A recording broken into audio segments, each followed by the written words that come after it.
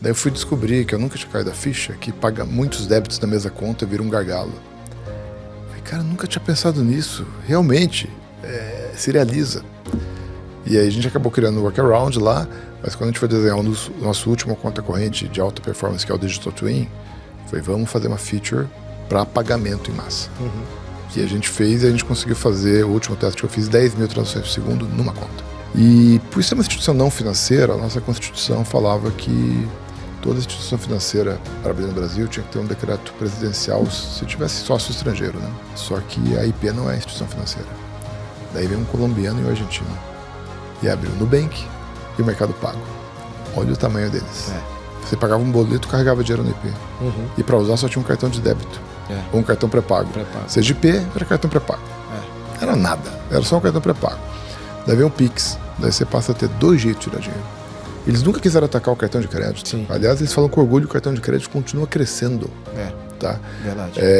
O cartão de crédito não está diminuindo, ele cresce 2 dígitos, parece. Sim. Tá indo bem. E o que aconteceu com o dinheiro que estava nas nossas carteiras? Sumiu. Tá na conta bancária. Exatamente. Quem tá ganhando? Os bancos. Os bancos. Fala pessoal, sejam bem-vindos a mais um episódio do AsiCast. Hoje aqui com um convidado de peso, uma pessoa que a gente admira bastante e que de fato, né, ajudou a transformar o que a gente vê hoje de revolução no mercado financeiro brasileiro, né? Vou apresentar aqui um pouquinho da ficha dele. Ele é CEO e cofundador da Matera, que é a empresa de tecnologia que foi fundada em 1987. É uma das mentes mais influentes do Brasil quando se fala de tecnologia bancária. Foi uma das pessoas que ajudou em todo o processo da construção do Pix. É uma pessoa que a gente aqui tem bastante admiração. Seja muito bem-vindo, Carlos Neto, o TK. TK, obrigado. Bom dia, boa tarde, boa noite, pessoal. Espero que a conversa seja agradável, tá? Desculpa qualquer furo que eu dei aqui. Grande honra, TK, te ter aqui com a gente. Que é isso? É honra minha. Até por tudo que você construiu, que você tem construído, né? E que você ainda vai construir, né? Não sozinho, eu não construo sozinho. É o time, são amigos, é sempre uma rede, cara, é sempre uma rede. Com certeza. Conta pra gente um pouquinho da história do TK. Cara, eu estava na Unicamp, em computação, entrei por acidente, não sabia que era computação, era a 5ª opção do vestibular. Mentira. Verdade, cara, 5ª, porque tinham 5. E eu coloquei aleatório, 4 coisas, a primeira engenharia que eu queria. Daí passei na 2ª, não passei na 5ª não, mas daí o pessoal da faculdade me chamou, você não quer ir para a 5ª opção em vez de ficar na 2ª? A 5ª é mais disputada, acho que você não sabe o que você fez. Eu falei, tanto faz. 15 dias depois eu estava apaixonado. E quem me vê hoje do jeito que eu sou um nerd de computador, não acredita que eu entrei por acidente, né, cara? De vez em quando as coisas são feitas para dar certo, né? E aí, sabe quando você tem um bando de amigos numa faculdade e quebra uma banda? Sim. Porque você toca música? Por que você montou a banda? Você tem um plano de projeto? Você tem um business plan? Não, você quer tocar música. É a mesma coisa, eu e os amigos, a gente tinha cada um computadorzinho. Eu tinha um TK antes, por isso que o meu apelido é TK. Era um TK-82, era o computadorzinho. E eu ia montar a empresa. Vamos fazer software. Cara, assim, não tinha o que é hoje, incubadora, não tinha lei de software. Pirateavam o nosso software. Pirateavam, é sério. E tudo bem, não tinha lei nenhuma. E aí a gente começou a trabalhar com bancos, porque a gente foi a primeira empresa do Brasil a usar o Oracle. Elas são um ex-sócio que veio de Stanford. E falou, olha, o Oracle é um banco de dados novo e funciona. E na época funcionaram, era um diferencial, porque os outros não funcionavam direito, tá? Sim. Lei da selva. A coisa mais linda que eu achava do Oracle é que eu gravava um dado hoje e amanhã estava lá. Cara, parece engraçado isso, né? Cara, o dado não some, né? E isso abriu muita porta para a gente. A matéria, desde então, eu conto essa do Oracle, que hoje é uma commodity praticamente, né? Mas na época era coisa nova. Hoje coisa nova é AI, e sempre tem uma coisa nova. O que tem atemporal é o seguinte, a coisa nova de hoje é a coisa velha de amanhã. Tá? Verdade. E a gente sabia que saber Oracle era uma coisa temporária, que ia ser uma vantagem temporária. A gente tinha que conseguir, dessa vantagem temporária, cavar um espaço de uma propriedade intelectual que era um produto de software. E aí a Bolsa usava Oracle no Synacor, e isso abriu uma porta para a gente no setor bancário, e aí que a gente entrou no setor bancário. Porque eu não tinha nenhum parente no setor bancário, meu sócio também não, ninguém nada, 0 amigos, 0 conexões, 0 networks. E o shift tecnológico que abriu a porta para a gente, hoje a gente é líder de core banking no Brasil.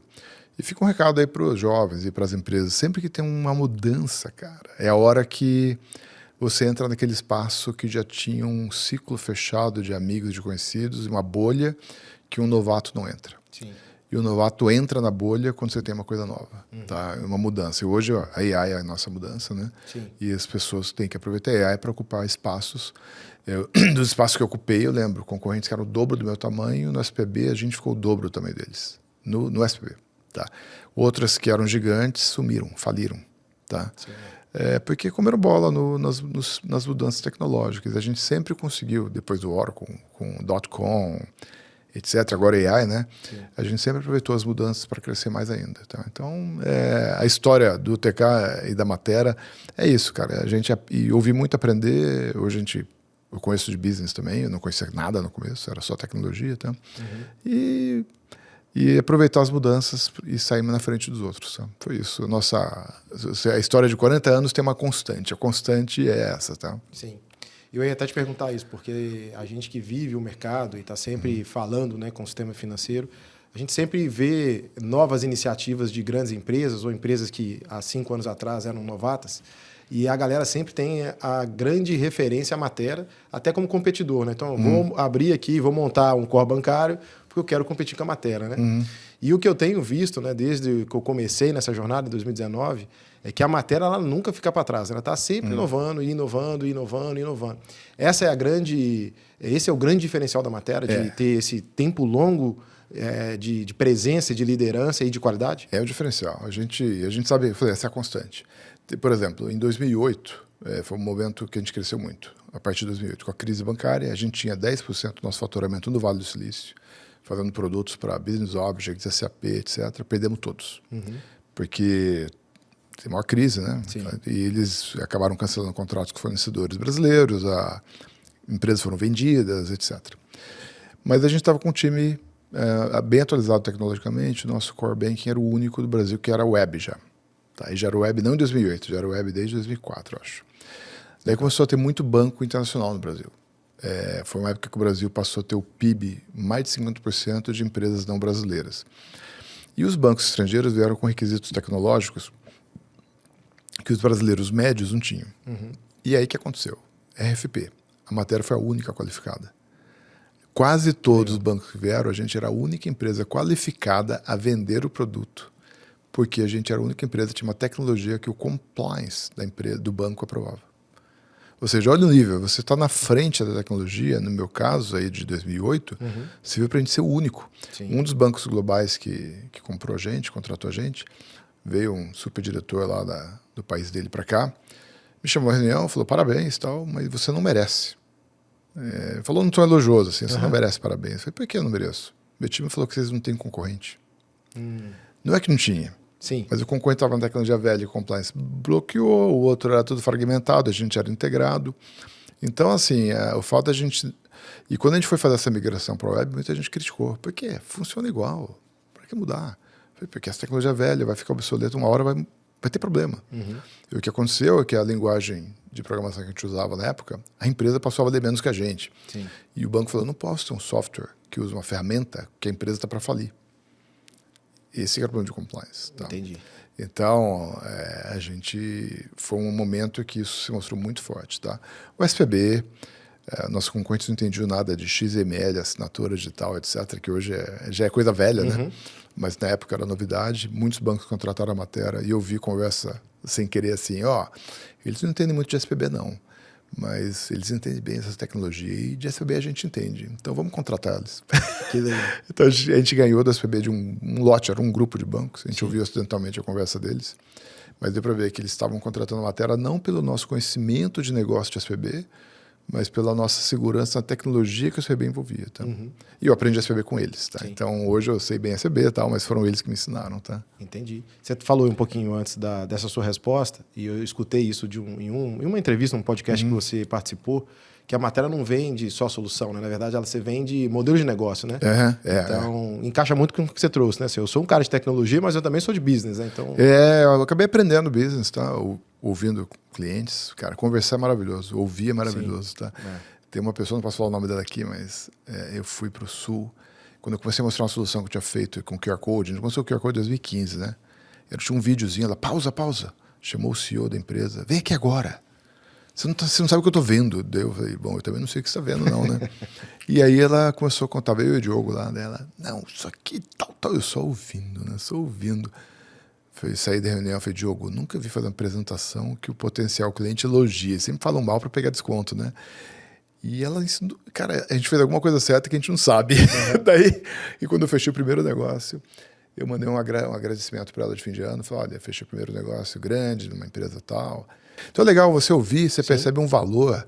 Eventualmente você cria uma tecnologia com uma visão míope ali, que foi o meu caso. O QR Code era só uma solução de transferir dado do celular.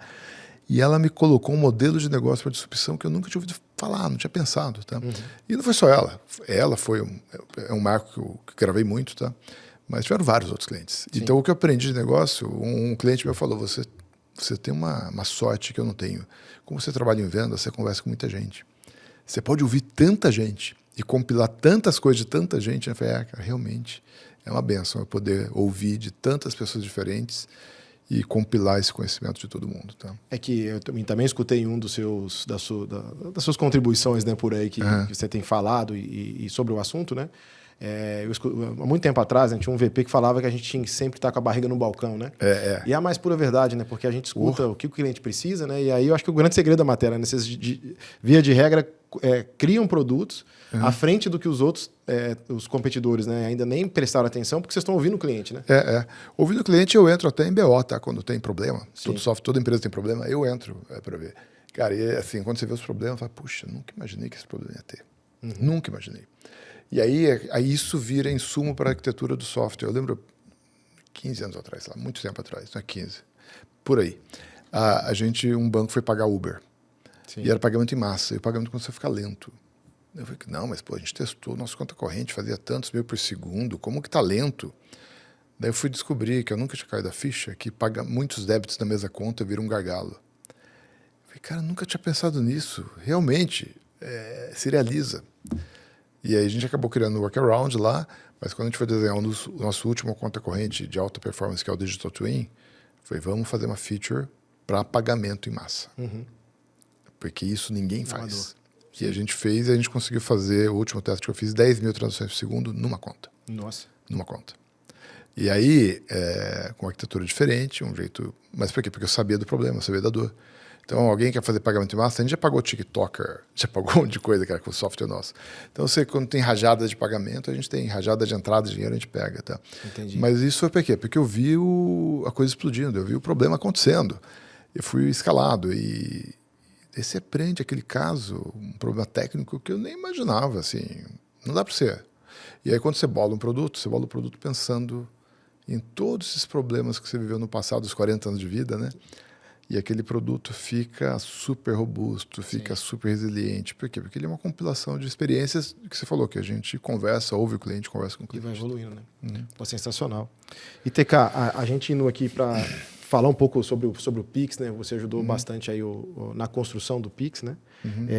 Você acredita que a grande movimentação do Pix e a mudança, né, para que a gente tivesse um pagamento instantâneo no Brasil teve como antecedente a abertura de mercado que o Banco Central fez para as IPs? Teve. Eu já tive uma reunião, eu já estava com o Mourão e Breno. Né? Eu falei, pô, Breno, você é o pai do Pix e o Mourão é o avô do Pix. Ele, não gostei. Mas, eu falei, pô, realmente, o Mourão fez parte do time, não foi só ele, né? Que criou a turma da instituição de pagamento. Quando eles criaram a instituição de pagamento, que era uma instituição não financeira, e por ser uma instituição, porque é uma instituição que não pode usar seu dinheiro. Diferente de banco que usa seu dinheiro, a IP ela tem que guardar o dinheiro no Banco Central. Então ela é uma prestadora de serviço, ela não é uma instituição financeira. Ela não toma se ela quebrar, o dinheiro vai todo de volta para você, acima de FGC. Sim. Tá? Isso é um excelente que você trouxe, porque 99% da população não faz ideia que IP é seguro, né? É mais seguro que o banco. Mais seguro que o banco. Mais seguro que o banco, tá? A não ser que tem uma fraude, o dinheiro suma e tal, mas do ponto de vista, vamos pensar, tá tudo certinho, má gestão, etc., aquele dinheiro é inatingível. Não pode ser usado nem para pagar dívida de previdência, porque o dinheiro não é. Seria análogo a um shopping center falir e os credores quererem vender os carros que estão estacionados no estacionamento do shopping. Sim. Não pode, aquele carro não é do shopping. Ele tá a IP é quase que um estacionamento de dinheiro. O dinheiro não é dela. Sim. Tá? E por ser uma instituição não financeira, a nossa Constituição falava que toda instituição financeira para abrir no Brasil tinha que ter um decreto presidencial se tivesse sócio estrangeiro, né? Só que a IP não é instituição financeira. Daí vem um colombiano e um argentino. E abriu o Nubank e o Mercado Pago. Olha o tamanho deles. Você acha que eles não existiriam se não fosse isso? Se não fosse isso, verdade. Cara, então assim, a instituição de pagamento, eu me lembro, quando criou isso, banqueiros falaram, isso não vai passar um ano, não vai durar, imagina. Ele está deixando o estrangeiro entrar no Brasil sem o presidente aprovar. Porque o presidente, na verdade, muitas vezes estava ajudando os locais, né? E aí passou, ninguém percebeu. O pessoal do Bacen é bem inteligente, cara. Eles colocaram na lei ali, passou, ninguém percebeu. Quando vê, tá aí o Nubank desse tamanho, tá o Mercado Pago desse tamanho e tal. E então foi um primeiro passo muito importante, principalmente por causa da concorrência. Principalmente porque... E aí você pega, viu? Só que tinha um problema sério. Para que você vê IP? Você pagava um boleto, carregava dinheiro no IP. E para usar só tinha um cartão de débito. Ou um cartão pré-pago. Seja IP, era cartão pré-pago. Era nada. Era só um cartão pré-pago. Daí vem o Pix. Daí você passa a ter 2 jeitos de tirar dinheiro.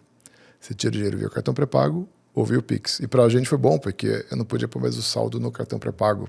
Eu tinha que pôr o saldo em conta corrente. E aí eu vendo conta. Então, o Pix fez a gente crescer 5 vezes depois do Pix. Tá? Porque daí o cartão virou um canal de uso do dinheiro. E não mais a casa do dinheiro. Né? Perfeito. E aí o Pix, uma coisa bem legal foi chamar a conta de conta transacional. E por que foi isso? Porque chamada de conta bancária, o medo é que daqui a pouco a gente criaria no Pix alguma exclusividade de conta bancária. A ideia era dar um tratamento igual. A conta de IP e a conta de banco tinha que ser igual. Então vamos dar um nome só, conta transacional. E aí a gente começou a mandar dinheiro de IP para banco em segundos, o que não existia. Sim. Aí a IP bombou, cara. Eu brinco assim, é igual tinha os computadores antes, que não se falava, de repente veio a internet e ligou os computadores. As contas de pagamento eram os computadores isolados, que só servia para fazer cartão pré-pago. E de repente ela virou para tudo. Verdade. Daí esse estoque de contas que a gente tinha, e de conta de baixo custo, permitiu a bancarização da população. E uma bancarização útil, não uma bancarização de cartão pré-pago apenas, tá? Que não era inútil, mas era restrito. Agora eu posso pagar minha conta de água, posso pagar minha conta de luz, posso pagar imposto, posso pagar tudo, posso receber meu salário, posso receber meu bico. Verdade. Porque eu tenho uma chave Pix na minha conta de pagamento. Posso receber aqui, né, um recurso. Então a conta de pagamento fica com a conta bancária. Sim. Do ponto de vista de eu recebo, e quando você manda um Pix, você nem sabe se a pessoa que está mandando tem conta de pagamento ou conta bancária. Verdade. Você põe a chave Pix e manda. É isso. Ou seja, essa uniformização. Então, o alicerce que foi criado lá em 2014 das contas de pagamento foi bem importante. Foi bem importante. Não estou dizendo que o Pix não teria dado certo, teria, mas foi um acelerador, um acelerador bem grande. Sim. Tipo, adubaram a terra. Sim. A terra estava adubadinha para receber o Pix. Tá? O Pix. E, TK, você acha que essa característica do Brasil de ter muita gente desbancarizada ou subbancarizada, por exemplo, né, foi talvez o grande motor que fez o Pix ter tanta aceitação assim? Foi um motor, sim, bem importante. A gente ia para Brasília antes, pré-Covid, né? Não tinha online, a gente ia para Brasília sempre. E na hora de voltar, a gente achava o táxi, era legal, a gente voltava conversando. Tinha uma garota do Nubank, a Mariana era super ativa também no Pix. Tinha o pessoal do Swift. E eu me lembro que estava voltando com o pessoal do Swift. E a gente lá, será que vai dar certo? A gente não sabia, né? E aí o cara do Swift, não lembro o nome dele, falou assim, vai dar. Todo o país tem muita gente desbancarizada, deu certo. E o país mais rico, como a Inglaterra, não deu muito certo. Aqui a gente tem tudo para dar certo. Eu falei, não tinha visto esse estudo, forma, não. Então ele foi o primeiro que abriu a minha cabeça que ia dar certo, porque era um padrão que populações desbancarizadas acabam bancarizando e usando o Pix. Virou um acelerador. Mas não foi só isso, tá? Eu acho que um grande mérito que o Banco Central teve, muita gente fala que foi a obrigatoriedade. Não foi. A obrigatoriedade talvez tenha sido necessária, porque se os grandes bancos não tivessem entrado, a gente não teria o efeito rede, não teria os market makers. Mas o que eu sempre falo é o seguinte, o Banco Central obrigou o banco a ofertar, mas não me obrigou a usar. Eu uso porque eu quero. Verdade. Nenhum de nós usa, são 8 bilhões de transações por mês, e ninguém usa porque é obrigado a usar. A gente usa porque a gente tem desejo de usar, porque a gente decidiu usar, decisão nossa. Tá? E a gente decidiu por vários fatores. Eu acho que é aí que está a riqueza deles, terem criado os fatores que nos decidiram usar. Então, ele foi um projeto muito baseado em use case. ir conversar com a associação de caixa registradora para empresas. O que você precisa? O que é bom para você? Conversar com empresas de energia elétrica para cobrar. O time do Banco Central conversou com muita gente, de muitos setores. E eles sempre, eu lembro, as primeiras reuniões, a gente nunca falava, a gente nem sabia se ia ser padrão ISO ou padrão blockchain. Eles começavam com um desenho de tela de celular. Como que vai ser a experiência de uso? O que o usuário vai poder fazer? Então foi muito use case driven, muito de fora para dentro, tá? E com muita conversa, eles ouviram muita gente, tá? Foi o primeiro projeto que eu entrei no Banco Central com crachá Matera, porque eles abriram para a sociedade como um todo ajudar. Contribuir, né? Tá? E tinha gente de várias empresas lá, tá? Então acho que esse foi um fator bem importante ter sido uma coisa use case driven, pensando nas necessidades das pessoas, tal. E se você olhar de lá para cá, eles tinham um objetivo muito claro, que é engraçado como que eles sabiam o que eles queriam, que era reduzir o uso de dinheiro. Eles nunca quiseram atacar o cartão de crédito. Sim. Aliás, eles falam com orgulho que o cartão de crédito continua crescendo. Tá? Verdade. O cartão de crédito não está diminuindo, ele cresce 2 dígitos, parece. Sim. Está indo bem. O dinheiro que sofreu. E o que aconteceu com o dinheiro que estava nas nossas carteiras? Sumiu. Está na conta bancária. Exatamente. Quem está ganhando? Os bancos. Ou seja, ninguém percebeu, fora do Brasil, os bancos americanos, etc., que tinham medo. Os bancos brasileiros tinham medo do Pix. A gente entrevistou alguns bancos grandes aqui e eles estão muito felizes com o Pix. Pôs dinheiro na conta bancária, aumentou o depósito e tal, né? Ele falou, mas você tinha medo, né? Tinha. A gente até lutou contra. Olha isso. Era o medo do desconhecido. Sim. Agora, a gente adora. E de achar, talvez, que por não poder cobrar tarifa, né, teria prejuízo, né? Mas o que você falou, trouxe o dinheiro para dentro Trouxe o dinheiro para dentro banco, e o Pix mais. é tão mais barato que a TED. Sim. Tinha banco que falou pra gente, eu cobrava, dava TED grátis, só que eu estava pagando até 60 centavos, agora eu pago 1/10 de centavo. Então, para mim, minha TED grátis ficou barata. Que eu já tinha que dar TED grátis, banco digital e tal, né? Então, o volume de depósito bancário nos bancos, compensado com a tarifa que ele está não cobrando, é muito dinheiro. Tá? Sim. Então, a redução de dinheiro. E essa é uma variável que pouca gente observa. Tá? Eu observei numa reunião com o Banco Central, a gente estava discutindo o impacto do Pix nos bancos, etc. E foi comentado isso. Achei um ponto de vista que eu não tinha percebido e realmente acho que é o ponto-chave para que bancos de outros países parem de ter medo e adotem soluções parecidas. Tá? Porque o dinheiro na carteira da gente é péssimo. Verdade. É péssimo para os bancos, porque o dinheiro não está com eles, né? Sim. E também é péssimo para a sociedade como um todo. Tá?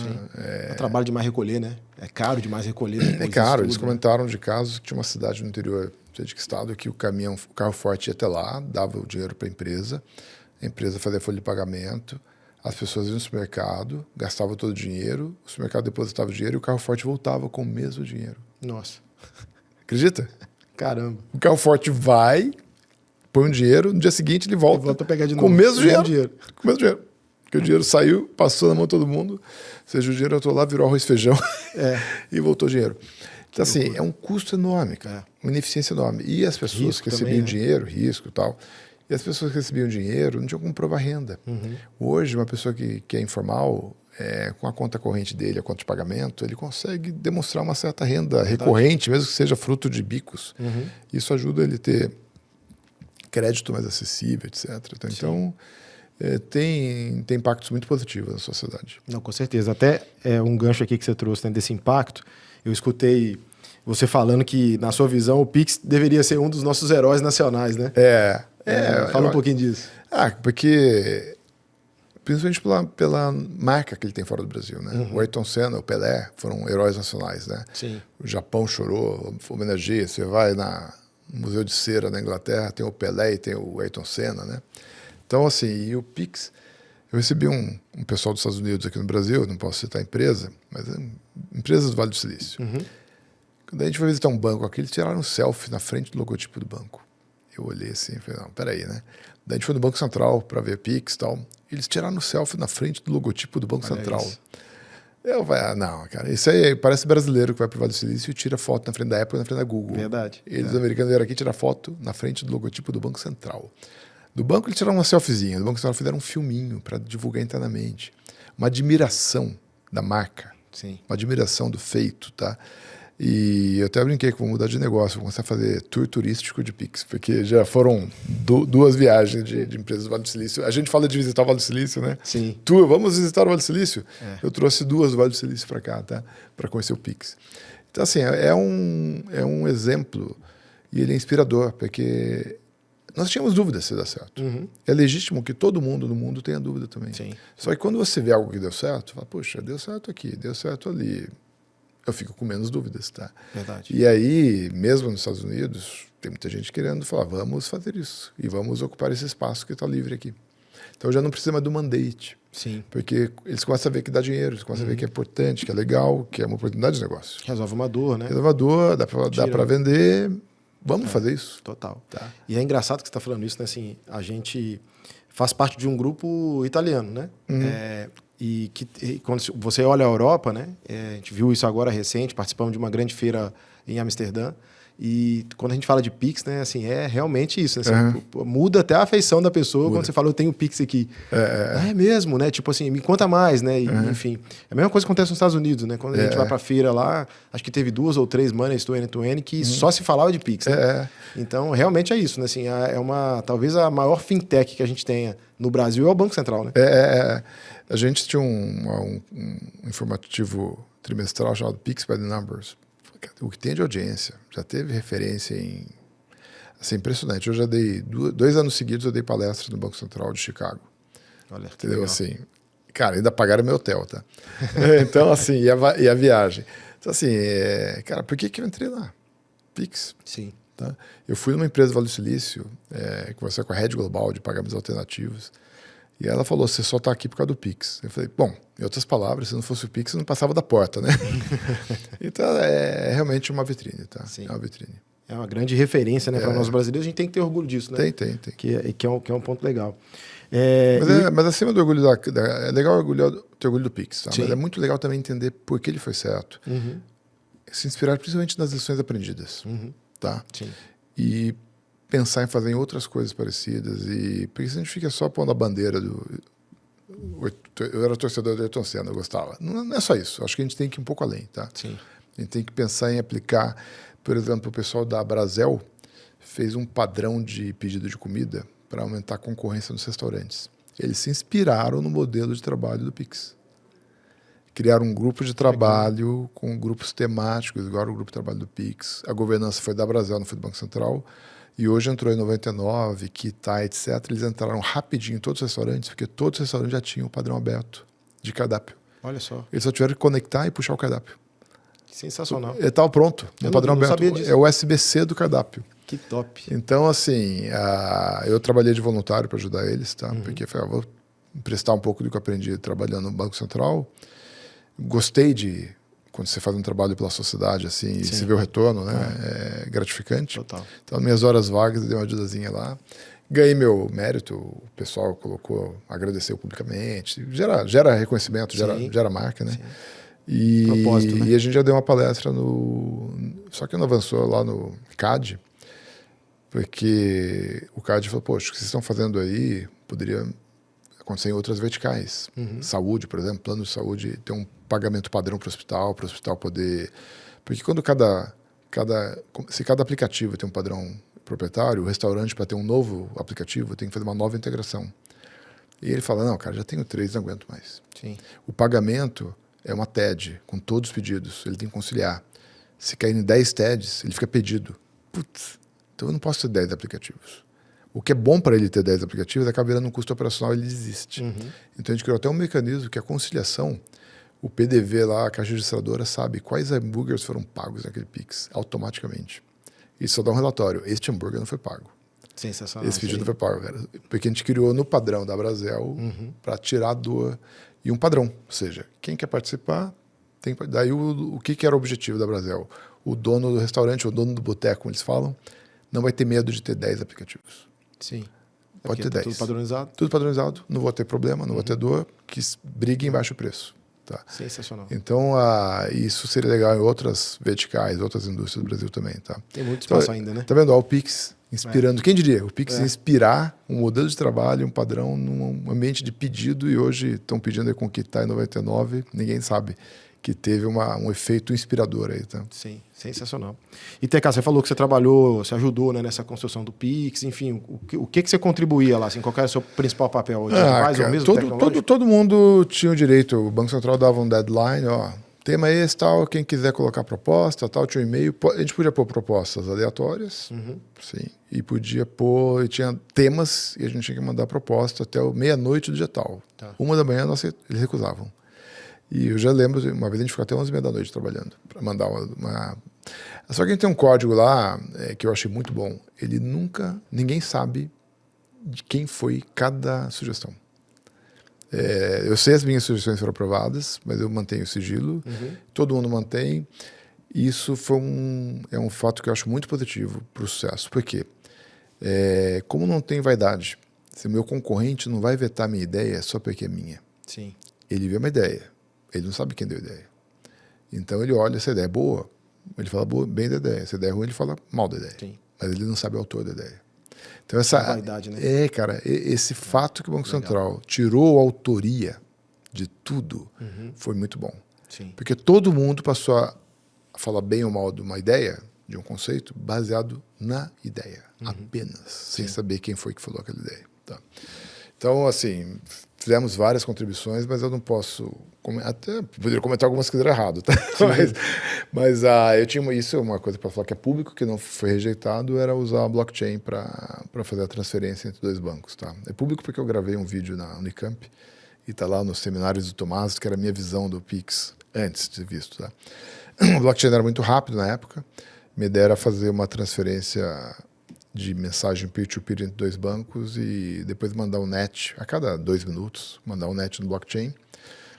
E como não tem um nó central como tem hoje, né, o sistema seria resiliente, porque não teria um nó central para morrer. Sim. Mas o Banco Central fez o nó central que não morre, né, cara? Então, eles são muito bons. Então, assim, porque você fala do nó central, tinha um risco de ter um ponto de falha, né? Sim. Falha de vez em quando, mas Sim, muito mas pouco. É muito pouco, tá? Então, assim, eu tinha defendido a tese não do nó central. Não briguei por isso. Eu tinha outras batalhas lá. Foi uma das que eu falei, não era a minha preferência, mas não é ruim, não. E não vou. E se eu votasse contra, não ia mudar nada também, tá? Eles iam fazer desse jeito. Do mesmo jeito. Ia fazer assim, do mesmo jeito. E eu lembro que eles falaram que estavam com medo de uma pessoa no tablado lá do Banco Central falou, a gente já está tomando muito risco. A gente já está inovando demais. Vamos maneirar. Sim. Não vamos no blockchain, não. Tal. Porque tinha um pessoal forte com blockchain, tá? Tinha um pessoal que até tentaram me chamar para entrar no time pró-blockchain. Eu falei, não vou. Não vou entrar porque eu não vejo realmente uma vantagem tão grande. E vocês querem vender seu software de blockchain, então vocês têm um interesse econômico. Eu não tenho interesse econômico, não vejo uma grande vantagem, eu não vou defender para o Pix algo que eu não acredito tanto assim. Tá? Se eu tivesse uma argumentação muito forte, eu ia lá. Sim. Defender. Falei, pô, é bom. Porque o Banco Central é assim, se você defende algo que é bom e mostra que é bom, eles ouvem. Tá? Agora, se nem você acredita naquilo... Não faz sentido. Não faz sentido. E, TK, você acha que assim, essa questão do Banco Central ter ouvido as empresas, as pessoas e tal, foi de fato também uma grande via para poder ter tanta aceitação em massa? Assim? Foi fundamental. Da coisa, use case driven, né? Baseado e por ouvir as pessoas. Sim. Tá, cara. Ouviram muita gente. Então, eu acho que a lição aprendida aí, tá? Sim. Ouvir, conversar. Se eu vou atender, ele não ia atender só banco, ele ia atender a empresa de água e luz que cobra, eles iam atender o restaurante, eles iam atender... No fundo, essas pessoas que iam usar, não eram os bancos. Com certeza, verdade. Os bancos iam prover o serviço. Sim. E eles foram ouvir, cara. Conversa muito com a filosofia da matéria, né? Ouvir o cliente. Ouvir o cliente. Aconteceu lá também, né? Bom demais. Eu queria te perguntar, criando um novo assunto, né? Você também é um entusiasta, né, de ativos virtuais, DREX, né? Você gosta desse assunto também, Open Finance, né? Enfim. Gosto. E a gente está aqui agora, né, nessa regulação, né, de ativos virtuais, né? Alcançando o Brasil. E a matéria já está dentro do mercado. Né? Já a gente foi a primeira empresa de tecnologia bancária do mundo a fazer uma parceria com a Circle, da USDC. Sim. E eles publicaram isso. Eles publicaram a timeline deles de 2025 E tá a matéria lá no timeline global deles. Eu nunca pedi, cara. Eles colocaram ali, eu falei, pô, que legal, estamos aqui na timeline global deles. Tá? Antes de Mastercard, antes de Binance, antes de todo mundo. Sim. Tá bem antes, aliás. Você olha, a gente tá lá no meio, daí vem um bolo de gente, tá? E você, então, essa parceria foi pré, né? O efeito da regulação ali, né? Foi pré. E você já imaginava, assim, quando começou a estudar, a entender mais sobre ativos virtuais, que de fato seria uma nova realidade? Eu achei. Na verdade, de novo, ouvi. Foi vou falar, foi o Terry, um amigo meu aí, que esse eu posso falar, ele chegou para mim, ele deu a chave que isso ia acontecer. Ele falou o seguinte: os Estados Unidos tem uma dívida pública gigante. A stablecoin vai ser lastreada em título da dívida pública. Ele vai tirar título da dívida pública de grandes países que ele não quer ter e vai pulverizar. Ele está pulverizando a dívida pública. Daí eu pensei, cara, isso é forte. É forte, porque os estados, os países só sabem gastar, né? Não sabem economizar. É verdade. E como que ele resolve o problema da dívida dele? Pulveriza. Então a dívida americana vira moeda de outros países. Você pode até falar, pô, que inteligente demais. Tanto é que os democratas e os republicanos votaram juntos, tá? Sim. Em tempo recorde. O tal do Genius Act. Quando eu vi, eu falei, cara, isso tudo vai acontecer. É óbvio que vai acontecer. É um problemaço. Tem uma questão política aí gigante, geopolítica, tirar o dinheiro da... A China tinha não sei quantos trilhões de título público, tem pouquíssimo. Stablecoin, eles estimam que vai para 2 trilhões em 2028. Eu falei, é inexorável, vai acontecer. Tem um motivo. Sim. E aí vamos entrar de cabeça nesse negócio, porque a força que vem vai fazer acontecer. Tá? E no fim a regulação do Brasil veio para complementar, né? Foi muito boa, bem feitinha, bem legal, está mais clara aqui nos Estados Unidos, tanto é que estão trabalhando agora. Não sei se aprovaram o tal do Clarity Act, porque o Genius Act deixou umas coisas não claras, e aí agora eles criaram o Clarity Act. Tá? Tipo, está regulado, mas o OCC estava dizendo que banco não pode operar, umas coisas assim, tá? E aqui no Brasil é do Banco Central, né? Então os bancos podem operar, os bancos eles podem simplesmente avisar o Banco Central que eles vão trabalhar e trabalham em 3 meses, tá? Sim. E eu acho que muitos bancos não estão percebendo o tamanho da oportunidade e do risco de não trabalhar com isso. Total, tá? com certeza. Porque, poxa... Sem volta, né, TK? Não, sem volta é assim, estão virando um mundo sem fronteiras, um mundo sem países. Olha o sucesso que o Cast está fazendo aqui no Brasil. Sim. É um banco de onde? Hong Kong? Nem sei. Tem um cartão de Porto Rico. O brasileiro está indo na Apple Store, baixando, carregando Pix e tendo dólar. Viaja para os Estados Unidos e gasta no cartão que não é do Brasil. Não tem um banqueiro brasileiro nisso. Exatamente. Cara, é surreal isso. Nenhum banqueiro brasileiro virou modinha dos brasileiros. Aí, quem descobre, né, vê que tem muito efeito positivo, né? É muito mais fácil, prático, rápido e justo. O custo é muito mais baixo. Né? E dá número de conta nos Estados Unidos. Exatamente. Eu recebo o Wire lá agora. Eu consigo pagar no Quênia. Eles deixam pagar... Ele evolui de um jeito... eles são muito... E funciona bem, né? Sim, assim, o cartão é funciona bom, redondo. E eu te falei para alguns banqueiros no Brasil. Toma cuidado. Não dá mais para falar que você é do Brasil. O mundo está perdendo as fronteiras. Viramos uma Pangeia, né? Você vai ter que abrir conta para estrangeiro aqui. Sim. Abrir para a América Latina inteira. E aí a stablecoin te cria uma vantagem, porque não é uma conta de real de não residente. É uma conta de stablecoin. Que não é dinheiro. Sim. O brasileiro não pode ter conta em dólar no Banco Brasileiro. É proibido. Mas eu posso ter conta em USDC. Exatamente. Isso é permitido. É uma arbitragem regulatória. Exato. Porque ele não é dólar. Vale $1, mas não é dólar. O dólar é legal, mas o USDC não é legal. Sim. Os bancos tinham que estar abrindo, em vez de deixar a gente ficar abrindo em banco global, em dólar de verdade, com certeza. Eles tinham que estar dando conta em USDC para todo mundo. Sim. Entendeu? Para eu não pôr o dinheiro em dólar fora do Brasil. Entendeu? Eu acho que não caiu a ficha dos bancos brasileiros. Atender o resto da América Latina, uma filial brasileira de um banco global, atende Chile, Argentina, tudo daqui, depositando em stablecoin o dinheiro de lá. Tá? Então, assim, essa quebra de fronteiras, os bancos brasileiros e o Brasil também, tá? O Brasil tinha que ter stablecoin brasileiro. Sim. Tá? E eu propus na época para o cara da Casa da Moeda, só que ele saiu logo, talvez não tivesse tido o Drex, tá? Eu, na minha cabeça, eu faria uma coisa muito simples. Eu faria mint do real no blockchain. Do real. O BRL. Não muda de nome. Sim. Você não pode colocar numa conta bancária e imprimir um papel? Pega um papel branco, pinta de azulzinho e vira R$100? Eu não posso criar uns R$100 no blockchain? Exatamente. Quem é o dono da moeda? A Circle pode fazer mint da moeda deles, não pode? O Banco Central pode fazer mint da nossa moeda. Se você tem o real no blockchain, o real é só do Brasil. Daí o importador de soja, o importador de não sei o que, o Brasil é uma potência. Ninguém quer ter moeda de um país que não exporta nada. Sim. Mas a gente exporta muito. Então, é legítimo que outros países tenham um pouco da nossa moeda. Só que é complicado ter a nossa moeda. Agora, se a nossa moeda está no blockchain, não é mais complicado. Tá? E isso é para a soberania nacional. Eu acho que assim, o Brasil tinha que estar mais engajado, porque, enquanto o outro está tokenizando a dívida dele, por que a gente não põe a nossa moeda no blockchain? Não, isso aí com certeza, né? Assim, E dane-se, não é igual o Drex que já estava resolvendo o DVP, né? Fazer uma coisa muito simplória. Minta o real no Ethereum, no Solana e pronto. E deixa o dinheiro rolando igual papel, tá? Muita gente fica preocupada, mas se tiver no blockchain vão usar para crime, etc. O dinheiro em papel usa também. Tá? Só que o dinheiro em papel não é rastreável. O dinheiro no blockchain, pelo menos, é rastreável. A gente consegue ver de end-to-end, né? Dá para ver tudo. Dá para ver o caminho dele inteiro. E toda vez que tem um travel rule, isso é muito mais seguro. Não é tão seguro quanto conta bancária. Tudo bem, dá para ter umas transferências ali, mas comparado com papel moeda, é muito melhor. É muito mais seguro. Tá? Existem meios também da gente tentar criar um formato que traga muito mais conforto, né? Exato. E segurança. Então, assim, o Brasil, eu sou entusiasta e eu acho que a tokenização ela permite também resolver um problema de tecnologia.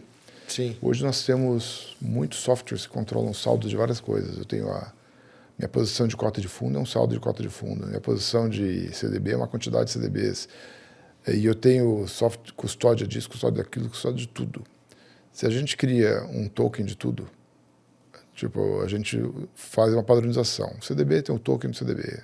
Cota de fundo tem a cota de fundo do CDB, o token. E aí, os bancos só têm que ter um controle de saldo de token. Eu não preciso ter controle de saldo de várias coisas. Tá? E eu tenho uma custódia de token. Eu tenho que ter custódia de várias coisas. Hoje a gente tem a gente consegue fatorar, porque a tokenização tem, do ponto de vista computacional falando, é uma fatoração. É uma simplificação de vários casos diversos de uma única coisa, que é o token. Sim. E não precisa ser um token no blockchain, é o conceito. Tá? A gente fez uma solução nova, o conceito do Virtual Token, que é só para o computador, só para ter eficiência computacional. O Virtual Token não é um token real, não tem CVM, não tem nada, é só um algoritmo. Só que eu consigo fazer o meu software, olhar tudo como um Virtual Token, então eu tenho um algoritmo só que controla coisas diferentes. Porque as coisas diferentes não são tão diferentes assim. Tá? Entendi. Então, assim, a tokenização pode se dobrar para isso, ela pode ajudar na desintermediação, onde empresas podem tokenizar elas próprias, tokenizar suas dívidas, sabe o quê. E pode criar um mercado muito mais fluido e mais barato. Tá? Registradoras podem se registrando em blockchain para ter um registro público, incorruptível e etc. Tá? Então, assim, eu sou entusiasta, acho que dá para fazer tudo que a gente faz hoje de uma forma muito mais transparente, muito mais eficiente, tá? Segura também, né? Seguro. Mais seguro também. Então, assim, mas eu acho que o pessoal tá... A gente vai ter que esperar um pouco para isso amadurecer no Brasil. Espero que esse podcast ajude. Quem sabe o Banco Central resolve imprimir o real no blockchain depois disso. Né? Verdade. E TK, você falou bastante, você mencionou, né, o Drex aí, e aí eu acho que a população, né, no geral, tem muita dúvida, né, sobre o que é o Drex, o que era até então, né, a prerrogativa dele, o que ele iria trazer de benefício para o povo brasileiro, né? E aí eu queria que você falasse um pouquinho, assim, seria a sua visão. Seria lá uma moeda digital, a criptomoeda do stablecoin do real no blockchain, mas num blockchain específico, estava sendo estudado. E estava tentando resolver um problema além disso, que era o DVP. Então eu já estava pensando já em casos de uso. Sim. E apesar de eu ter falado que para o Pix o caso de uso foi fantástico, eu acho que aí tinha que ter sido diferente. Eu gosto mais da abordagem de cria o real no blockchain e deixa o povo. E deixa a indústria. Tipo, os bancos podem criar um padrão de DVP, de comprar título, etc. E pode sugerir o Banco Central, virar um padrão e tal. Sim. Mas talvez seja melhor, ao invés de tentar fazer uma coisa de cima para baixo, onde já vem a moeda do Banco Central no blockchain e mais um conjunto de regras, e um blockchain só, emite o BRL em 30 blockchains, igual a Circle faz, a minha inspiração, tá? Sim. Emite o STC em 30 blockchains E deixa, né? e deixa. E deixa a sociedade inovar. Sim. Tá? Cria os seus controles e tal, e cria e deixa a sociedade inovar e mantendo certa governança ali, tipo, vocês estão se organizando para fazer aí a parte de DVP de título privado? Vamos então fazer um grupo de trabalho? Vamos criar um padrão para não criar monopólios? Vamos. Sim. Mas deixa a coisa brotar e não precisa ser tudo junto. Os cartórios, eles podem se juntar e criar um modelo de DVP de imóvel. Então não precisa ser o banco. Sim, É verdade. quem entende de imóvel, os cartórios, o pessoal de imóvel. Daí o pessoal de não sei o quê cria um outro. Tá? E uma vez que o real está no blockchain, as verticais de indústria podem começar a se organizar e criar soluções para eles, que eles entendem melhor que todo mundo. Tá? Talvez o Drex tenha falhado aí, né, no blockchain de tentar abraçar demais. Porque é muita coisa. E esse é formato, muito complexo, cara. Verdade. E esse formato que você trouxe, ele acaba deixando de ser tanta ameaça, né, para algumas indústrias, né? Porque você fala, vai acabar o cartório. Não é assim, né? Não, é fé pública. Exato. Cara, os cartórios, eles não perceberam que o blockchain não mata o cartório, ele mata a gaveta do armário. Porque se está no blockchain dizendo que eu sou dono daquele carro, quem olhou no meu rosto para falar que sou eu mesmo? Sim. É o cartório. É o cartório. É o cartório, é fé pública. O CPF lá, não tem alguém que olhar para você? Sim. Tá. O que eles trocaram? Em vez de registrar a firma num papelzinho, guardar no arquivo, logo gravar no software que eles tiveram que pagar para fazer, põe no blockchain. Entendeu? Cara, é aquela coisa que eu falei do Pix, que os bancos grandes tinham medo e hoje eles adoram. Tá? Eu acho que os cartórios tinham que estar hoje emitindo eCPF e não as CAs, que abriram por aí tudo, eles tiveram medo, e eles tinham que estar liderando o movimento de pôr todos os imóveis no blockchain. Total. Isso é muito mais eficiente, muito mais prático para todo mundo. Para todo mundo. E eles vão ter que continuar sendo a fé pública. O escrivão que vai olhar, você está vendendo imóvel para ele? Tô vendendo. Tá bom, eu confio em você, eu dou a fé pública e carimbo ali. Na hora que eu carimbo do blockchain, a transação aconteceu, o dinheiro veio para mim, o imóvel veio para você. Sim. E tudo numa coisa atômica. E tem o cara lá, o escrivão, sei lá como que é o nome, que, dou fé pública que essa transação é legítima. Eu vi o imóvel, vi o dinheiro e tal, né? Então, não dá para... Não vai substituir essa com parte. certeza não. A identidade, a verificação. Modernizar, né? Deixar mais eficiente, acho que o ponto é esse. TK, deixa eu mudar de assunto. A gente estava falando, aí quero falar um pouquinho da matéria nos Estados Unidos, né? Assim, vocês já estão operando lá há um tempo, né? E a gente sabe que o sistema financeiro americano é gigante. E a gente aqui, com essa síndrome do vira-lata, né, sempre achou que a gente fosse atrasado versus Estados Unidos, né? E a realidade é outra, né? Quando a gente fala de sistema financeiro, né? O que você acha que atrasou lá essa pegada de transformar também o mercado americano e ter um PIX, né, como o nosso? Você acha que a descentralização lá de não ter um banco central que governe tudo? Eu acho que é um fator importante. Não ter um banco central ali não pode. Eu conversei com uma pessoa do Banco Central, eu falei, mas nem o cheque, vocês obrigam ali, nem o cheque. O formato do cheque não foi a gente que deu. Olha só. Tem toda uma coisa. Eu falei, mas olha, o Banco Central do Brasil, ele obrigou, mas ele não obrigou porque ele decidiu obrigar. Ele conversou com o mercado inteiro. Ele pegou a média do que o mercado queria, compilou e obrigou o que nós decidimos juntos. Você podia, pelo menos, até o passo de obrigar, né? E não obriga. Você tem o nome, seu Banco Central. Por que você não junta os bancos todos e conversa e não obriga? Você tem não, mas não sei o que, cara. É uma questão cultural, não passa. Sim. Nem na ideia de agrupar os bancos para conversar e usar o poder de um banco central. É uma cultura muito diferente. O dicionário, que a gente tem a DICT aqui, que é a chave Pix, é um problema lá gravíssimo. Porque quem vai controlar os dados? Eu vou ter um número no banco de dados? O CPF a gente conta para todo mundo, né? O Social Security é seguro. Tem uma questão cultural de você ter um número. Para identificar a pessoa lá é o nome, mas se o nome é igual, não, põe o nascimento, põe não sei o quê. Não dá para pôr um número? Não, a pessoa não pode ter número. Assim, cara, tem uma questão cultural forte. E aí, o pagamento instantâneo não aconteceu por causa disso. A população já estava bancarizada, está resolvida, tipo, débito em conta lá é muito maior do que aqui, tá? Porque pagar conta lá é uma desgraça. O boleto nosso é da NASA comparado com pagar conta lá, tá? Se ele tivesse o boleto, já está melhor. Sim. Então, eu acho que isso pegou a ausência de um motivador, de um problema. A gente tinha gente desbancarizada e tal. O que está acontecendo lá agora é que as empresas de cartão estão subindo muito o preço. teve uma limitação de cartão de débito e a sociedade americana está mudando um pouco. Tem uma entrevista legal do fundador do Klarna, eu acho. Ele dizendo que ele foi para os Estados Unidos com Buy Now, Pay Later, depois que ele viu um relatório da McKinsey que 20% da sociedade americana já estava usando só cartão de débito. Ele falou, está ficando mais parecido com a Europa. Ele falou, na Europa não se usa tanto cartão de crédito. E por isso que o Buy Now, Pay Later eu consegui bem e tal. E estava contando, tá no Acquired, eu acho. O podcast dele é bem legal ver. Tá. E ele falou que ele viu um Anotei aqui relatório pra da assistir. McKinsey que o cartão de débito está muito forte. Jovens, que não querem ficar lembrando quando eles têm que pagar. Eles querem pagar. O jovem, a geração Z, está muito acostumada com imediatismo. Então ele olha o saldo. Eu tenho $20, eu gasto $20. Se eu não tenho, eu não gasto. Eu não quero gastar 20 e ter que ficar lembrando que daqui a 30 dias eu vou ter que ter 20 para pagar. Depois que eu gastei tudo, então ele quer ver o saldo como guia, se ele tem dinheiro ou não tem. Então ele não pode fazer crédito. E teve muita gente que se ferrou com cartão de crédito. Sim. Tem gente por questões culturais que não quer usar cartão de crédito. Eu vi teve uma palestra da Sara, que é do Walmart Pay. Ela já trabalhou na Colômbia, fala português. Ela falou num evento público lá, da ACAGE, que 55% das vendas do Walmart são cartão de débito. Nossa. 55%, cara. Então, assim, os Estados Unidos está tendo uma mudança e o cartão de crédito cada vez mais caro lá. Cartão de débito para o banco é ruim, que é muito limitado. Aqui é limitado a 0,5%, né? Lá é 20 centavos. Nossa. Para os grandes bancos, quando você tem 55% dos bancos, das vendas do Walmart no cartão de débito, é um desastre para os bancos grandes. Sim. Daí você tem os bancos menores, com menos de 10 bi de ativos, que eles podem ter um intercâmbio maior do que 20 centavos.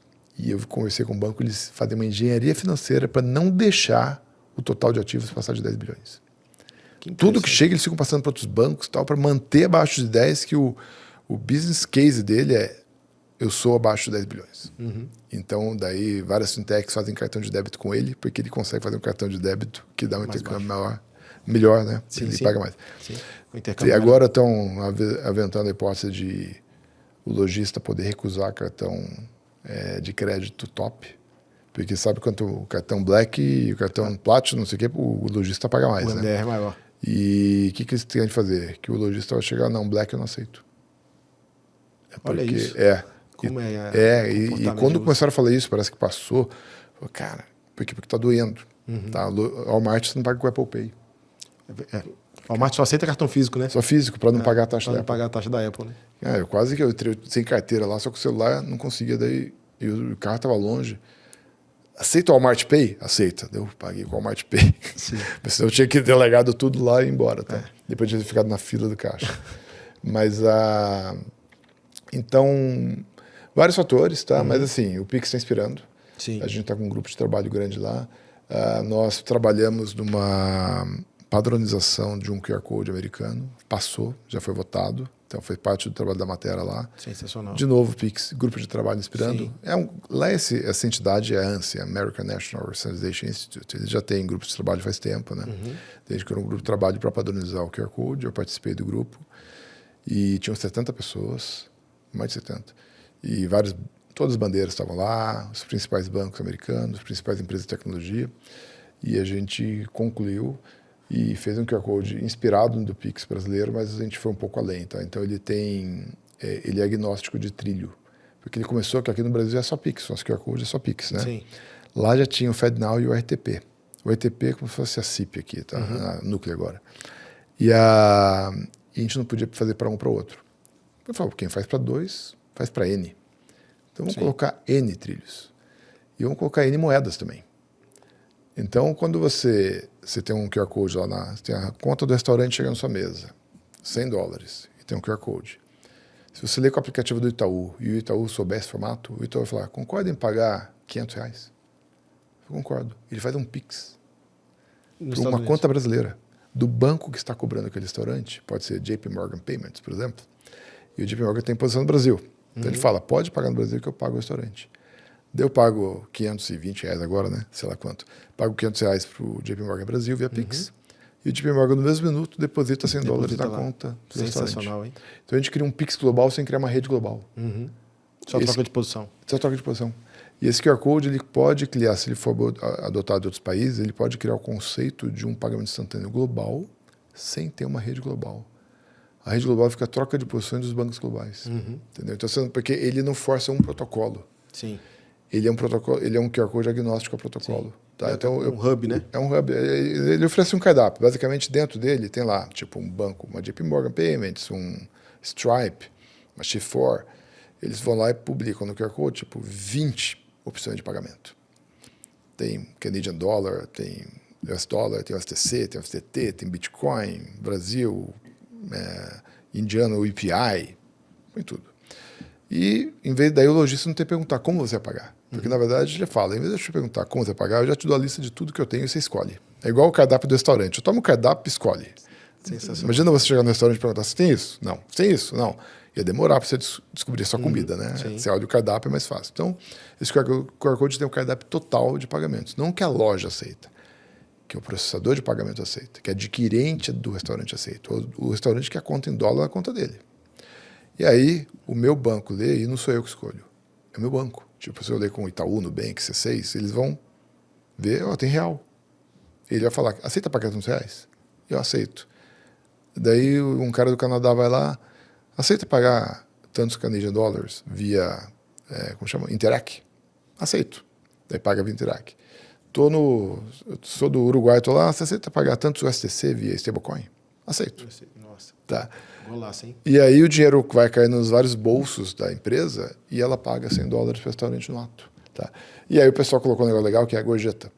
Então o QR Code também coloca que aquele restaurante tem 15%, 18% e 20% de gorjeta ou um valor customizado no máximo 30%. Daí o aplicativo bancário abre. E quanto você quer dar de gorjeta? Olha isso. Daí você coloca a gorjeta ali e tal e ele já paga. E aí para avisar no blockchain quanto foi de gorjeta, ele tem um esquema de comunicação peer-to-peer para avisar, olha, eu estou te pagando $120, mas 100 é o restaurante e 20 é gorjeta. Até porque você pode dividir a conta. Eu estou pagando só metade, estou pagando 50, estou pagando 60, e 50 é pagamentos e 10 é gorjeta.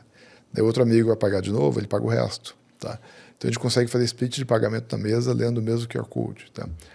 E todas as mensagens vindo do Pix, tudo assinado digitalmente com computação pós-quântica, criptografia pós-quantum computing. Tá? E não só no QR Code, igual no Brasil, mas o aviso que eu pagar, o pedido de leitura do QR Code, tudo é assinado digitalmente. E aí eu tenho identidade de duas partes, via assinatura digital. Eu confio no QR Code porque o QR Code está assinado digitalmente pelo Wells Fargo, por exemplo. Sim. Então eu confio. Se o Wells Fargo está falando que é o Walmart, é o Walmart, porque o Wells Fargo assinou. E o Wells Fargo confia em mim porque eu estou pedindo via Bank of America. E a Bank of America, eu tenho a assinatura digital dele, eu conheço o certificado dele, beleza. E o que a gente percebeu? Para pagamento agêntico, o problema da identidade dos dois agentes. Estamos levando esse protocolo para a W3C para ser o padrão para estender o X402. Aquele protocolo de 402 que você paga agêntico, né? Você só paga, mas ele moveu o dinheiro, mas você não fala por quê. Qual a fatura que você pagou? Qual a invoice que você pagou? Eu não quero mandar $100 para alguém se tem um recibo que aquele $100 me livrou da dívida daquela invoice número tal. Então, eu quero uma coisa casada. Sim. E esse protocolo que a gente fez do QR Code, ele faz a coisa casada. Eu tenho no blockchain o transaction hash, que eu mandei o dinheiro, associado ao pagamento daquela invoice. Se o cobrador vai em cima de mim e falar que eu não paguei aquela invoice, eu mostro o TX hash para ele e falo, tá aqui, ó. Você sabe, porque o seu banco assinou digitalmente que eu podia pagar e está pago. Sensacional. Eu tenho um recibo. E ele não confia em mim, ele confia na minha assinatura digital. E daí quando te leva para o pagamento de agêntico, é um agente pagando outro agente, eu não vou confiar no agente.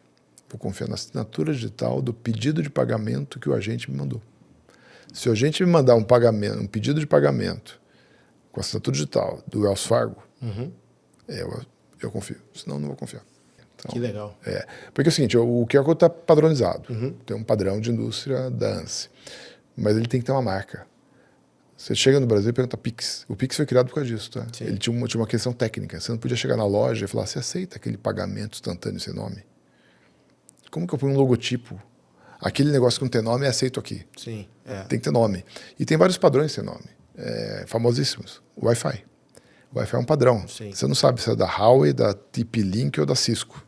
Você conecta no Wi-Fi. E o Wi-Fi é um nomezinho de mercado para um padrão IEE, sei lá, não sei que padrão que é, tá?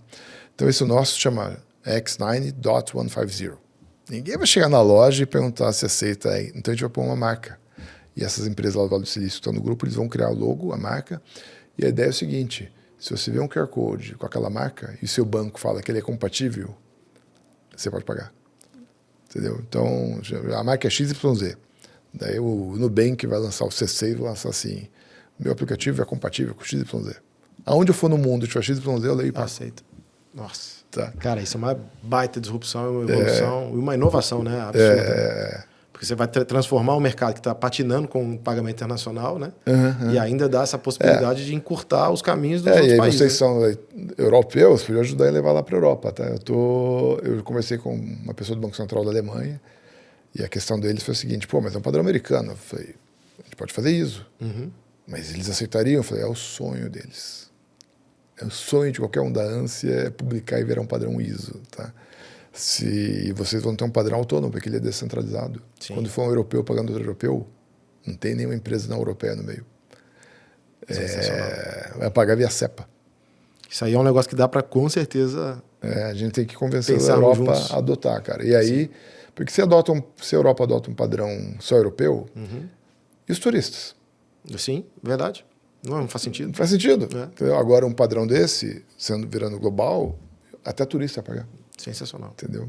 Isso não tinha ideia, né? Assim, a gente estava conversando antes aqui do episódio, mas assim, não tinha ideia da amplitude, né, dessa inovação. É um negócio realmente que muda padrão, né? Muda o mercado. Né? Muda o mercado. Muda o mercado. É engraçado, é um mero padrão de... A inspiração da internet, a internet era internet, era a ligação de redes existentes, tá? Sim. Esse QR Code, ele interliga redes de pagamento existentes. Interliga o Pix com o SEPA, com o Interac, sem ligar as redes. Sim. Sem ligar as redes. Quem está fazendo a conexão da rede são os operadores, os bancos globais que têm posição de liquidez nos vários países e eles ficam fazendo a conexão. Sensacional. Via gestão de tesouraria. Cara, vocês estão de parabéns. Mas, obrigado. Deu mais vontade ainda de estar lá na Money esse ano para ver esse lançamento, né? Tá Que de fato vai ser algo que vai balançar mesmo assim, né? A feira lá, né? TK, indo para o finalzinho aqui, queria te fazer uma pergunta. A gente chegou e a gente estava tomando café e eu vi você... no tempo que a gente estava conversando, você estava usando a sua IA. Né? Você estava com o computador aberto ali, enfim.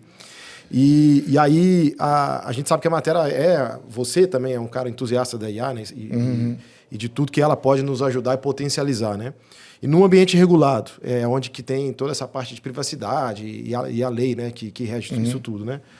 Como que você acha que a gente consegue usar isso, principalmente num ambiente bancário, com responsabilidade? Primeiro, não colocando os dados do usuário final na IA. Sim. Tá? Eu estou me limitando a colocar documento para fazer OCR, por enquanto. Tá? Então, o que a gente está fazendo? O AI agêntico, em vez de eu fazer o AI processar onboard, porque é caro, eu falo para o AI gerar um processo de onboard. E aí o processo executa autonomamente, sem a IA. E aí é novidade de ninguém. Entendeu? E tem várias vantagens. Uma que eu economizo token. Eu não pago. E quem mexe com ele de verdade sabe que você pede uma coisa para ele, ele não vai fazer ele. Ele gera um Python ali, roda e joga fora o Python. Tá? E foi a minha inspiração. Eu falei, tudo que eu peço para ele, ele não faz ele. Ele gera um código, ele roda o código e daí ele joga fora o código. Que ele é basicamente o Claude, principalmente, é um programador, né? Sim. E aí eu falei, a gente pode fazer um onboard assim. Então, o cliente vai lá, ele pede o processo que ele quer, descreve em português. Eu quero fazer um processo que lê uma CNH, daí ele faz o OCR, daí ele apresenta para o usuário pode confirmar ou não. Se o usuário discordar, pede para o usuário corrigir. Depois que ele corrigir, você sobe de novo no AI e pergunta a probabilidade desse texto corrigido bater com a imagem. Se a probabilidade for mais de 90%, você acata. Se for menos de 90%, vamos dar benefício da dúvida, vamos jogar para revisão manual. Daí, se 2 caras de back-office aprovarem, entra como cliente. Se eles rejeitarem, abre um processo de ocorrência de fraude, tentativa de fraude. Então, e eu escrevo esse texto e aperto o botão gerar. E ele gera o agente para mim, na minha cara. Tá? Daí eu olho o processo e vejo, legal. Daí eu salvo. E aí, agora, todos os onboards não estão mais na IA. Estão no processo que é a view. Então, os dados de usuário e privacidade não estarão na IA. Estão no processo. Eu economizo token, eu dou privacidade e mais, uma coisa que ninguém está dando bola, determinismo. Tem que ser determinístico. Porque na hora que você passar, você está passando gente. Está autorizando gente. Vai entrar um bandido ali. É. Nenhum processo é 100% seguro. Sim. E o regulador sabe que não é. Mas se você deixar entrar uma pessoa que era um bandido, ele fez uma coisa errada, e daqui a 3 anos for descoberto, e você voltar 3 anos atrás e mostrar para o regulador que você foi sério, que você seguiu as regras, que você rodou o processo, e tem a evidência que você executou o processo. E se você executar o processo de novo, ou depois de 3 anos, vai dar o mesmo resultado que tinha dado 3 anos atrás, o regulador fala, você fez um bom trabalho. Sim. Você fez o melhor possível. Acontece. Sim. Tudo bem. Eu já vi isso acontecer, tá? É aquelas lições aprendidas, né, do passado. E eu já vi também a pessoa que não conseguiu mostrar a evidência. Levou uma multa fenomenal. Eu imagino. Fenomenal. Isso aí o Banco Central Só porque ele não conseguiu demonstrar e ficou na dúvida. Será que você foi conivente? Será que você era cúmplice? Daí ninguém é culpado, tem que ser o contrário, mas uma multa por não usar um processo sistemático. Daí você fala, não, eu usei AI. Como você delegou para AI? A AI falou que você podia, você pode? Prove que, daí você roda AI daqui a 3 anos. A AI estava inteligente e falou, não, esse cara não pode entrar. Mas a AI está falando que não pode entrar, não. Mas 3 anos atrás ela falou que podia. Cara, então, como eu tenho os processos, e talvez a AI pode melhorar o processo, tá? Sim. O AI, vamos aprimorar esse agente, ele está... Hoje a gente tem uma técnica nova, ele não sobrescreve, ele cria a versão 2, depois a versão 3. E a pessoa que entrou 3 anos atrás, eu marco, ela entrou na execução versão 1 deste processo. E eu tenho geradores aleatórios, só que não sei se sabe, mas para quem não sabe o que é de computação, gerador aleatório em computação não existe. Tá? Eles são pseudo-aleatórios, ele é determinístico. E aí os geradores aleatórios hoje, eles pegam alguma coisa do mundo real. Quantas vezes você chacoalhou o celular, para gerar Bitcoin, ele manda você mexer o mouse, né? Sim. Porque daí você tem uma raiz aleatória. Então o que eu faço? Eu pego uma raiz aleatória lá que tenha e o meu processo, todos os geradores aleatórios, tipo, imagina que você tem um conceito que 5% dos casos você vai jogar uma revisão humana. Se eu rodar daqui a 3 anos, você pode achar que os 5% vai dar outro resultado. Não, vai dar o mesmo. Porque é um gerador aleatório determinístico. Sim. Eu não sei hoje se vai dar 5, se vai cair no de 5 não. Mas se eu reexecutar daqui a 30 anos, vai dar o mesmo. Mesma resposta. Exato. Então, dentro da sua pergunta, como que eu dou determinismo, como que eu dou segurança, privacidade, etc. Tá? Usando direito. Eu acho que quando você tem a mão, o calo na mão de mexer com IA, eu estou mexendo muito, tá? Você começa a perceber. É assim que eles fazem. Quando eu peço para o Claude fazer qualquer coisa, ele cospe um Python e executa. Não é ele que está fazendo. Tá?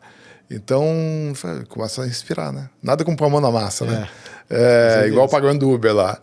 E aí, vou fazer um processo do banco. Então, vira um processo agêntico de onboard de cliente, de verificação de várias coisas, onde, na verdade, o AI está lá dentro, mas ele não está tocando os dados sensíveis do cliente final.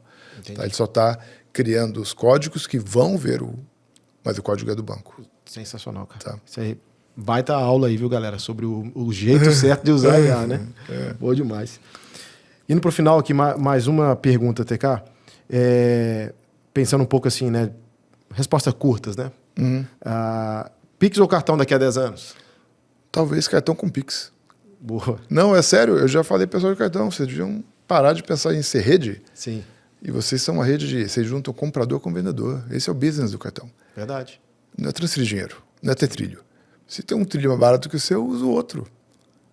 Que tal eu ter um aplicativo da Visa ou da Master que tem 5 bancos lá dentro e que eu pago e ele moveu o dinheiro e eu pago só daqui a 30 dias, só que ele usou o Pix para empurrar o dinheiro. Por que não? Verdade. Por que não? Verdade. Ou seja, tem um artigo de 1960, eu acho. Eu não era nascido, chamado Miopia de Marketing. Recomendo que vocês leiam. Turma, leia aí, Miopia de Marketing. Vocês vão ver o que está acontecendo. Respondendo a sua pergunta, cartão ou Pix? Que é cartão com Pix. O pessoal, nesse artigo, ele fala do pessoal de trem, que transportava gente com trem. E quando veio o ônibus, era uma tecnologia disruptiva. Sim. Que ia acabar com o trem. E eles ficaram muito bravos. Porque, puta, eu sou uma indústria, eu transporto gente com trem, o ônibus ia acabar com a minha vida e tal. E daí o pessoal do ônibus veio o avião. E a moral da história é o seguinte, o negócio do cara não era trem, era transportar gente. Ele tinha que ter comprado o ônibus. Sim. E o cara do ônibus tinha que ele ter comprado o avião. E aí eles dão muito isso em MBA, não é à toa que empresas aéreas do Brasil hoje eram caras de ônibus. É verdade. Ele foi fazer MBA nos Estados Unidos, aprendeu lá e voltou aqui, vamos montar a empresa aérea.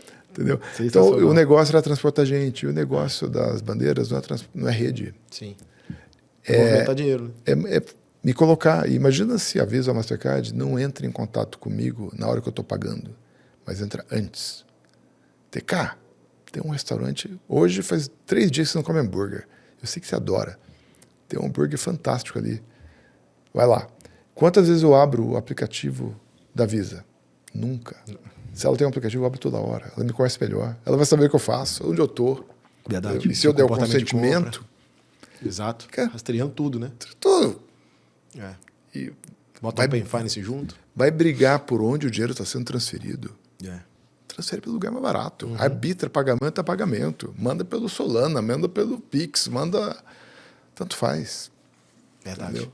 Então, esse artigo de miopia de marketing, eu acho que é uma coisa importante. E é velho. Sim. 60, super atual, né? 60, né? Década de 60 e super atual. Última pergunta, TK. Uma tecnologia que você acha que ninguém está vendo e que vai surpreender? Ninguém está vendo? Bom, vou falar duas. Uma que está todo mundo vendo e vai surpreender. AI. Ninguém está tendo noção do que é. Eu vejo artigos e tal. Nada está chegando perto do que eu estou vivendo e observando. Quem quiser ter uma ideia um pouco melhor, vê a entrevista do Karnal com o Claude. Eu vi ontem. Vocês vão ter uma ideia melhor do potencial. Eu nunca vi um filme de ficção científica com uma conversa de um ser humano com uma máquina tão interessante quanto a conversa real do Karnal, que não foi filme de ficção científica. Sim. A gente está vivendo filme de ficção científica. Tá? E a outra que vai surpreender, ninguém está vendo, já vou dar o bisu aqui, porque eu queria guardar para... Então fica aqui a matéria, vai ser a primeira empresa de tecnologia bancária, a gente vai anunciar aí que a gente vai ter todos os nossos softwares preparados para computação quântica no máximo até 2029, igual a Google. Sim. Os Estados Unidos estão impondo isso para 32. A gente quer se antecipar. Nenhuma empresa bancária falou nada sobre o tema ainda. A computação quântica ela pode vir a quebrar as criptografias atuais. E tudo bem, porque já tem algoritmos padronizados pelo NIST. Eu aprendi de novo lá no X9, tá? O Jeff do Wells Fargo, ele é criptógrafo. Aprendi muito com ele. Você sempre aprende, né, cara? E ele obrigou que tivesse criptografia pós-quântica no X9, no QR Code americano. Aquele QR Code é pós-quântico, tá? Daí me colocou em contato com um amigo dele chamado David Hook. Quando eu fui ver, o David Hook é o pai da criptografia. Eu não tirei um screenshot da tela, cara. Eu estava falando com o papa da computação, da criptografia pós-quântica. Ele é o pai do Bounce Castle, que é uma biblioteca fantástica para usar, open source. E muita gente está achando que é coisa do futuro, mas tem implicações presentes. Se eu assino um contrato hoje com assinatura digital com curva elíptica, que já é uma boazinha, e se quebrarem essa assinatura em 2031, significa que em 2031 ele consegue forjar qualquer assinatura de 2026. Significa que todos os contratos que foram legitimamente assinados perderão validade. Porque a gente não vai mais saber se aquele contrato foi legítimo ou não. Nossa. Entendeu? É grave, hein? É grave. Eu estou assinando contratos hoje com curva elíptica. Em 2031 alguém vai aparecer com um contrato assinado em 2026 e falar, cadê? Você assinou para mim. Não assinei não. Assinou, está aqui, ó, assinado. Mas porque ele quebrou a assinatura. Em 2031. Máquina do tempo, né? E aí, o que a gente vai fazer? Assinar contratos com 2 assinaturas. Porque se você assina com os algoritmos do Bounce Castle, muita gente não sabe ver ainda, não sabe checar. Sim. Então tem um problema de efeito rede. Tá. Então eu assino com a ECC, que tu não consegue pegar, RSA, que tu não consegue pegar, e assina com o algoritmo do Bounce Castle. E aí, a primeira assinatura vale para hoje. E em 2032, 33, 40, sei lá quando quebrarem, eu falo, nossa assinatura é legítima, porque ela está assinada com o algoritmo pós-quântico. Entendi. Então eu consigo dar legitimidade do contrato de hoje lá no futuro. Sensacional. Tá? Então, assim, essa coisa de... Apesar da computação quântica não ter sido descoberta ainda, e, na boa, ninguém sabe. Não leiam, pessoal. Eu não estou dizendo o que vai acontecer, tá?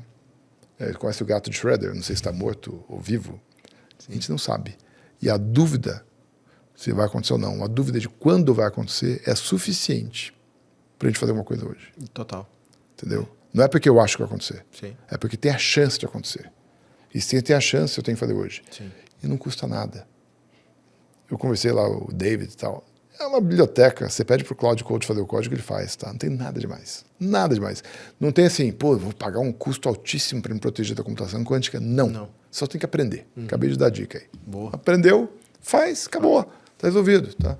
Então, eu acho que uma próxima onda de temor vai virar modinha, computação quântica para assinatura, vai ser um ponto assim que tu não vai falar, tá?